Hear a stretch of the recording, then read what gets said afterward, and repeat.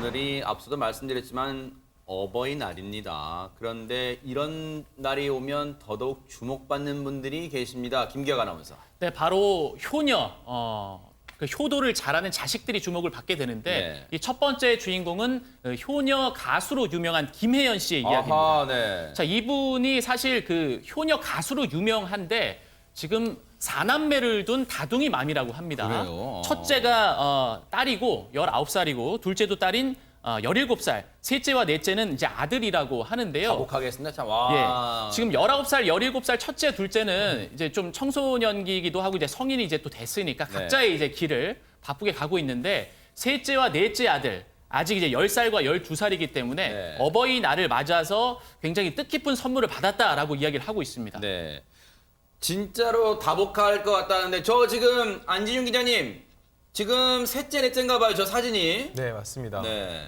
워낙 이제 두 딸 같은 경우는 거의 이제 20대 가까이 됐기 때문에 각자의 시간을 보내는데 두 아들은 왜 품 안의 자식이라고 그러잖아요. 엄마 옆에서 저렇게 어버이날을 깍듯이 챙겨주면서 무엇보다도 본인의 그 용돈을 지금 돈을 버는 나이가 아니니까 그동안 받은 용돈을 갖고 또 엄마에게 어버이날 선물을 드린 걸 테니까 김혜연 씨 입장에서 얼마나 뿌듯할까 싶습니다. 세상에 참 자식 잘 키웠다 이런 생각도 드실 거예요. 그런데 3대 앞서 보니까 3대가 진짜 행복한 모습을 보내시는 것 같은데 김혜연 씨 얘기 한번 들어보시고 이어가 보도록 하겠습니다. 그러니까요. 막내가 지금 이제 10살 됐어요.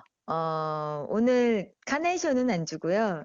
셋째, 넷째가 오늘 편지랑 그 엄마 용돈을 챙겨서 주던데요. 기분 1,000만 원씩 주던데요.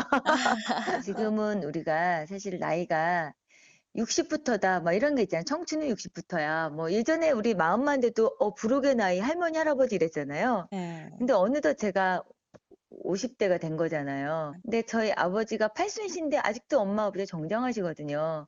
그래서 인생은 후반전, 제목이 인생 후반전이에요. 근데 코로나 때문에 너무 힘들어하기 때문에 이 노래 가사말 중에 이런 게 있어. 넘어진 김에 쉬어간다. 이제는 일어날 때다. 중년이면 청렬도 없나. 마음은 청춘인 것을.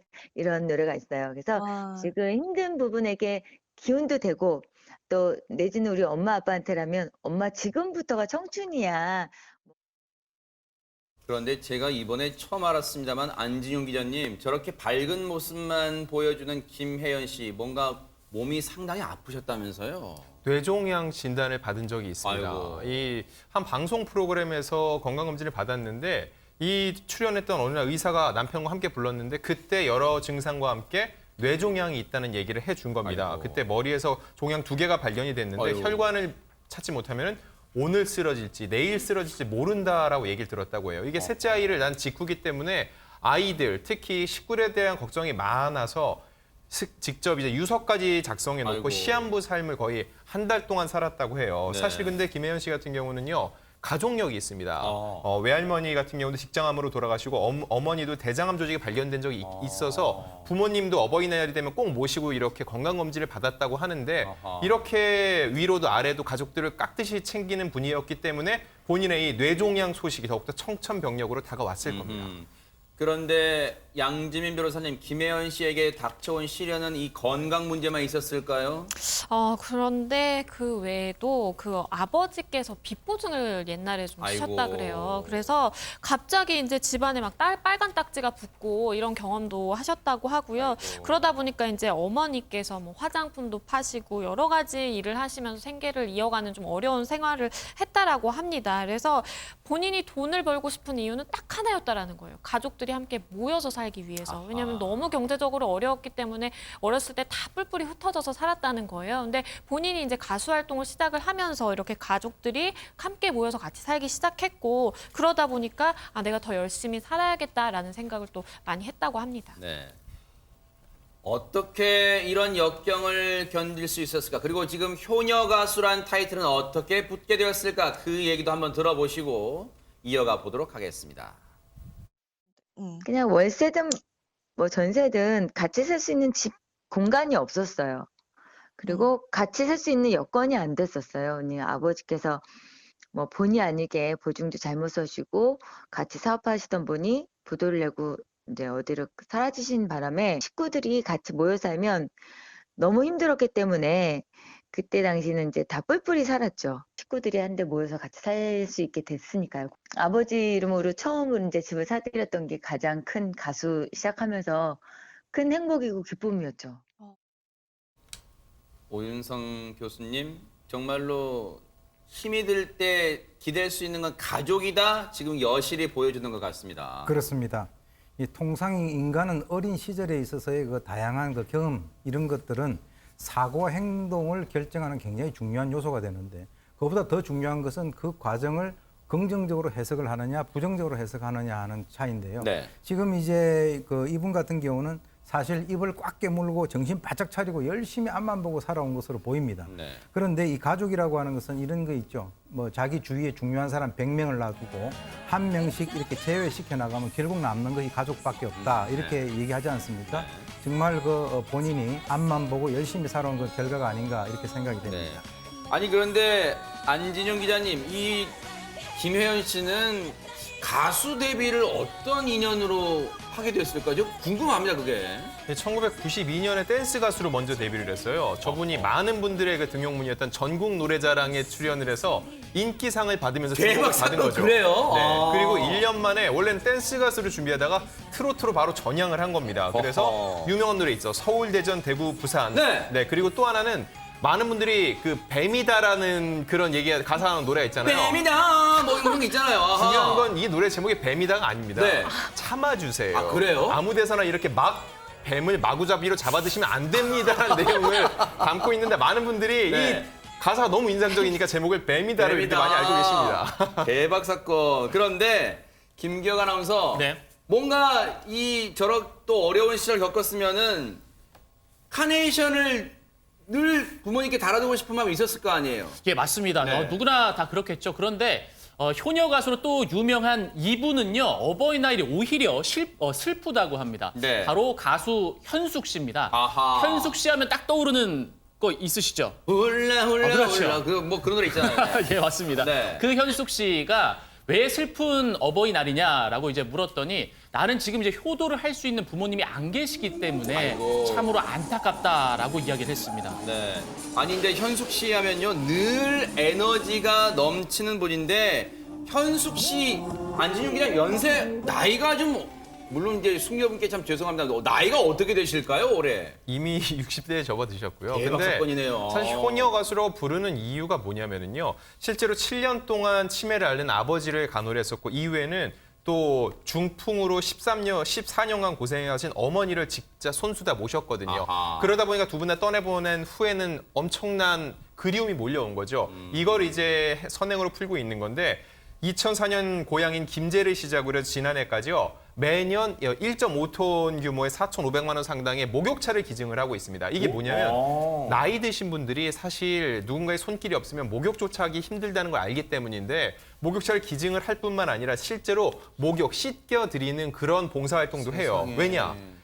어르신들은 피부가 약해서 그냥 팍팍 닦는다고 되는 게 아닌데 본인이 20년 넘게 부모를 모셔봤기 때문에 어떻게 목욕을 시켜드려야 되는지 안다는 거죠. 아, 그것도 노하우가 있다는 거잖아요. 그럼요. 아. 이게 16년 동안, 17년 동안 4,500만 원이면 엄청난 금액인데 본인은 이렇게 얘기를 합니다. 내가 부자여서 절대로 그렇게 하는 게 아니고 네. 1년치 방송과 행사 출연료를 모아서 하는 거다. 남들보다 부자인 건 절대 아니다라고 세상에. 하는데 사랑하는 사람에게 뭘 줘도 아깝지 않다라고 하는데 꼭 가족이 아니라 현숙 씨는 본인의 도움이 필요한 그 누구도 본인의 가족이 될 수 있고 사랑을 나눠야 된다고 얘기를 하고 있는 거죠. 해마다 돌아오는 어버이날 5월이 가장 슬픈 달이라는 거예요. 근데 현숙 씨 오늘 또 어버이날이잖아요. 오늘은 어떻게 보내고 계실까요? 뉴스파이터 제작진이 직접 한번 오늘 들어봤습니다. 목욕차만 갖다 드리는 게 일이 아니고 가서 직접 목욕을 시켜드려야 되는데 그걸 사회적 거리두기 해야 되니까 그래서 올해는 하지 못하게 됐고 나는 남들이 효녀 가수라고 해도 항상 나는 항상 아쉽고 그립고 카네이션을 달아드릴 엄마가 없어서 슬퍼. 그러니까 부모님 계실 때 더 잘할 걸 항상 아쉬운 어버이날만 되면 안 계시면 내가 이 자리에 어떻게 있겠어. 한 번 가시면 영원히 볼 수가 없어서 네. 계실 때 잘해야 될 것 같아. 이 다음에 내가 잘 돼서 잘할게. 그건 이미 늦는 것이고.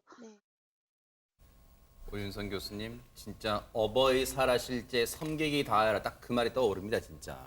지금 그 얘기를 하시는 게 부모는 10자식을 거느리는데 많은 자식들이 부모를 케어를 해줄 수가 없다. 아하. 그게 사실은 이제 이 김현숙 씨 같은 경우가 특히 뉴스를 보게 되면 가정 불화가 많이 보도가 되잖아요. 네. 현숙 씨죠, 현숙 씨. 현숙 씨, 예, 예. 네. 김현숙 씨 아니고 네. 이 현숙 씨 같은 경우. 그래서 자기는 어린 시절에 아마 이 집에서 그 남매가 12남매가 있었다 그래요. 그래서 12남매에다가 플러스 이제 부모까지 해서 한 방에 14명이 자가지고 이 이불이 모질라 가지고 자다 보면은 배가 이렇게 벗겨져 있었고 그리고 이제 그 뭐 여러 가지 이 농사철에 모내기도 돕고 했는데 그것이 네. 오늘 자신이 이 건강을 유지하게 된 비결이다라고 현숙 씨가 얘기를 하고 있습니다. 네. 그런데 앞서도 말씀드렸지만 거의 해마다 어버이날 되면 목욕차만 드리는 게 아니라 목욕 봉사도 하셨다는데 진짜로 이호영 변호사님 네. 이웃집 목욕탕 이걸 자주 찬다면서요 평소에도. 네, 지금 뭐 현숙 씨 말에 따르면 본인이 이제 그 스케줄이 없을 때에는 아침에 일어나면 이웃집에 가서 밥을 먹고 어허. 그다음에 친한 그 동네 언니들과 이제 동네 미용실도 가고 이렇게 어찌 보면은 그 부모님의 빈 자리를 동네에 거주하고 있는 이웃 사촌들과 함께 나누고 있다. 실제로 현숙 씨가 그 특히 모친이 사망을 하고 난 직후에는 너무 슬퍼서 본인의 집에도 들어가지 못하고 집 앞에서 막 울고 그랬다는 아이고, 거예요. 네. 네, 그렇게 본인이 이렇게 이제 집 앞에서 울고 있으면 이웃이 와서 이렇게 슬퍼하지 말아라. 오히려 씩씩하게 살아야지 현숙 씨 어머니 아버지도 하늘에서 좋아하실 거다. 맞아요. 네. 이렇게 위로를 해주는 게 본인에게 정말 큰 힘이 되었었고 네. 결국은 지금은 아침에 일어나서 그냥 이웃집에 가서 식사하고 아예 본인의 숟가락이 그냥 이웃집에 있다는 거예요. 이렇게 지금 그 이웃 사촌과 함께 그러니까요. 그 따뜻함을 나누고 살고 있다고 합니다. 각박한 세상에 정말 귀감이 되는 삶을 살고 계신데요. 그래서 탄생한 노래가 있답니다. 부모님에 대한 간절한 그리움이 탄생시킨 노래 한번 들어보시고 이어가 보도록 하겠습니다. 김치볶음밥은 보내드리고 혼밥을 자주 먹잖아. 함께라면 행복하죠. 김치볶음밥. 김치에 밥만 해서 볶아 먹는데 이웃집에는 이웃집 언니는 콩나물도 넣고 계란도 넣고 양파, 대파 여러 가지 그래서 그래서 맛있었거든. 그래서 형제가 많아요. 가족 간의 사랑, 이웃 간의 사랑을 그린 그런 노래거든.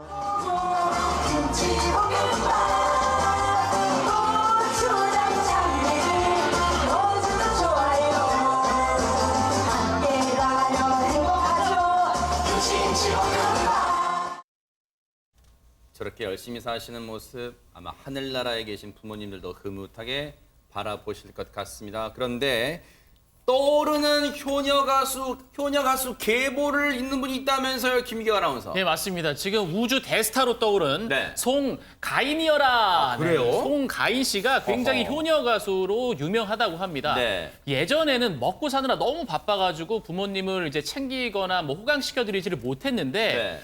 굉장히 큰 인기를 얻었잖아요. 어허. 첫 정산을 받은 후에 어머님과 함께 18만 원짜리 풀코스 레스토랑도 방문을 하고요. 하하. 쇼핑하면서 이것저것 또 어머니께 사드리고 네. 용돈도 두둑하게 챙겨들었다는 소식입니다. 네.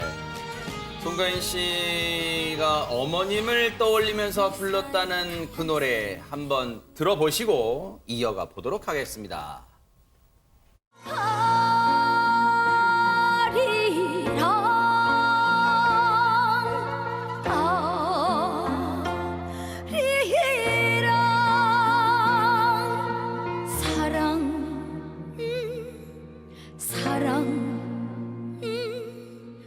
엄마 하리라.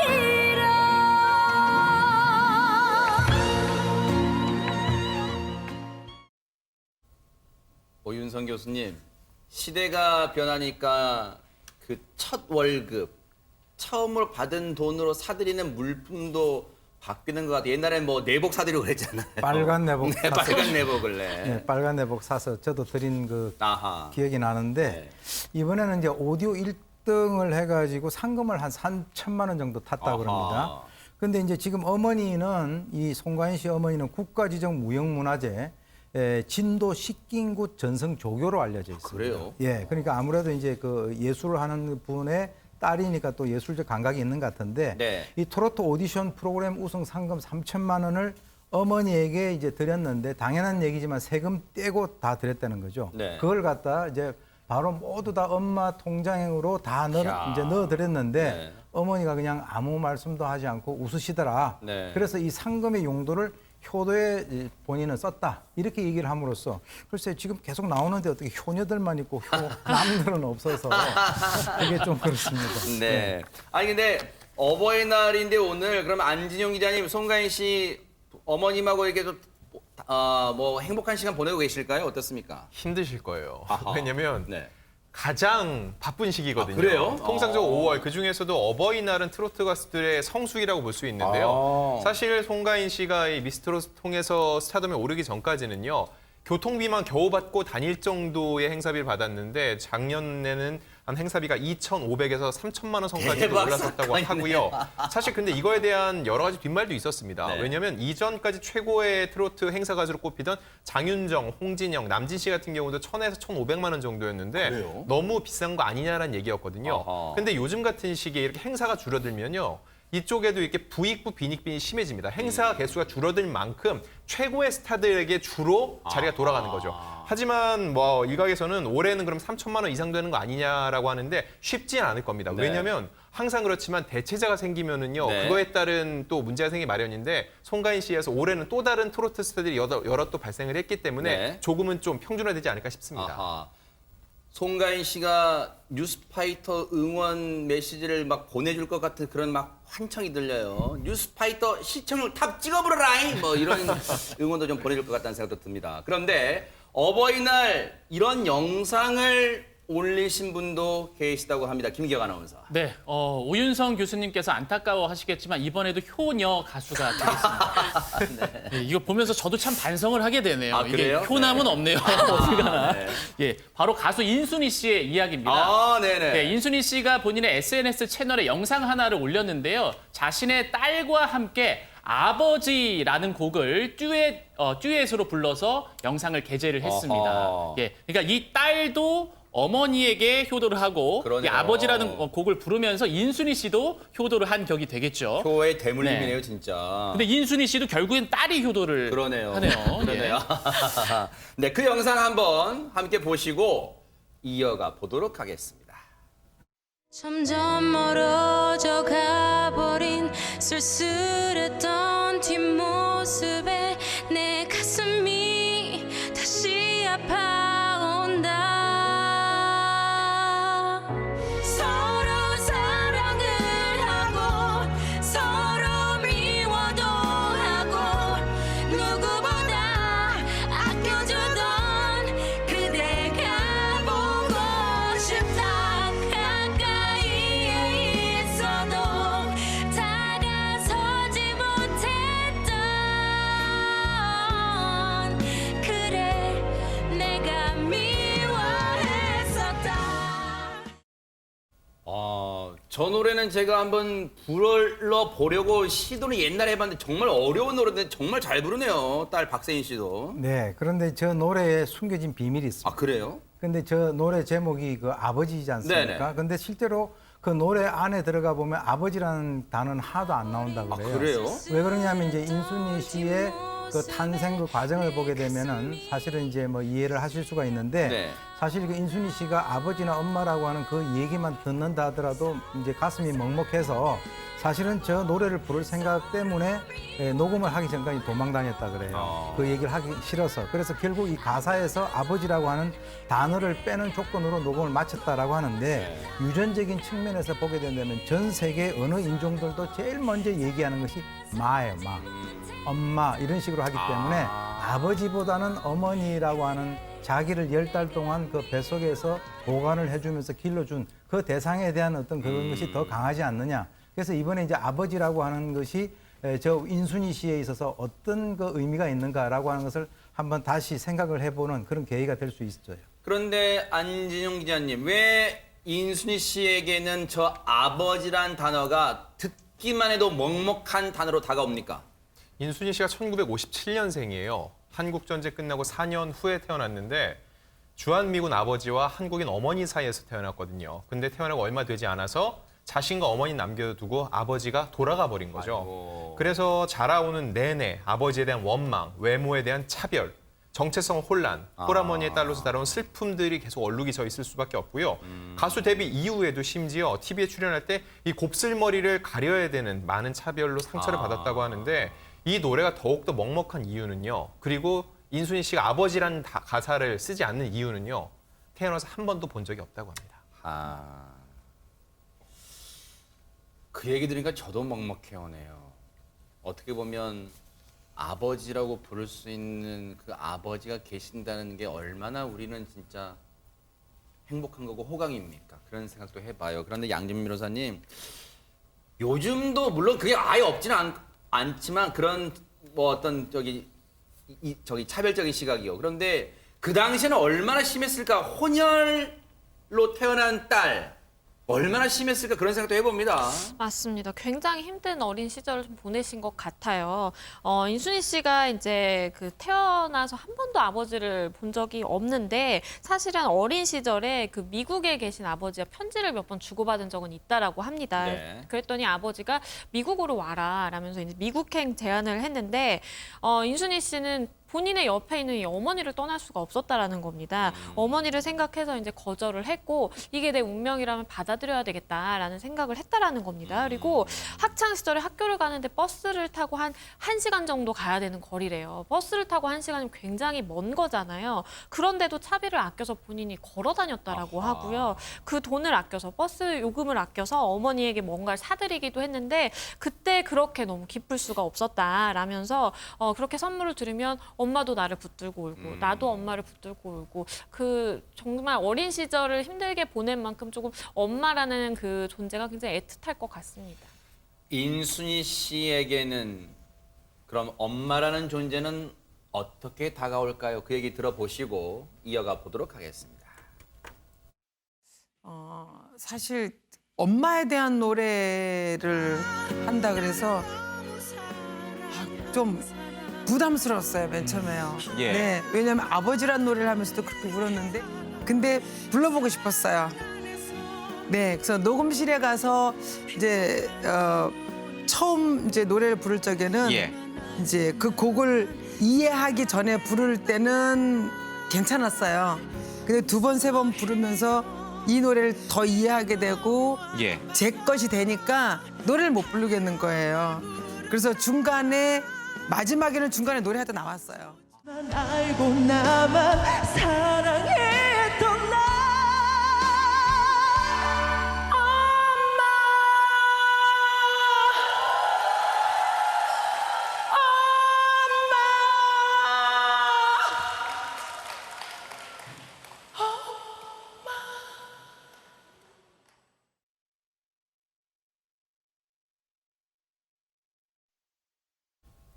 이호영 변호사님, 네. 부모 마음은 역시 부모가 되어봐야지 아는 것 같습니다. 네. 그런데 저렇게 어떻게 보면 좀 가슴 찡한 그런 사연을 가지고 살아온 인순이 씨가 자식 농사를 정말 대박으로 잘 지었더라고요. 지금 아까 뭐 화면에도 나왔지만 엄마와 함께 노래를 불렀던 그 박세인 씨가 네. 4개 국어에 능통한 이제 대박, 엄친 진짜예요? 딸인데 대학이 와. 어디냐면 스탠포드 대학을 와. 나왔고요. 그것도 수석으로 졸업을 했다고 합니다. 이 대박 사건. 스탠포드 대학에서 이 정말 그 준재들이잖아요. 영재들 사이에서 학점 따기가 정말 어려웠을 텐데 저는 약간 남의 일 같지가 않아서 이렇게 학점 경쟁이 치열한 그것을 뚫고 수석 졸업을 한 것도 모자라서 또 졸업 후에는 마이크로소프트라는 또 세계 최고의 회사에 입사했었고 그리고 지금은 이제 회사를 퇴사해서 본인이 직접 스타트업을 창업을 해서 활동을 하고 있다고 합니다. 힘들고 아픈 기억도 있고 또 그런 시간도 지내오신 만큼 앞으로 따님과 정말 이제 행복만 가득하실 행복 만땅 되시기를 기대를 해보겠습니다. 응원하겠습니다. 뉴스파이터도요.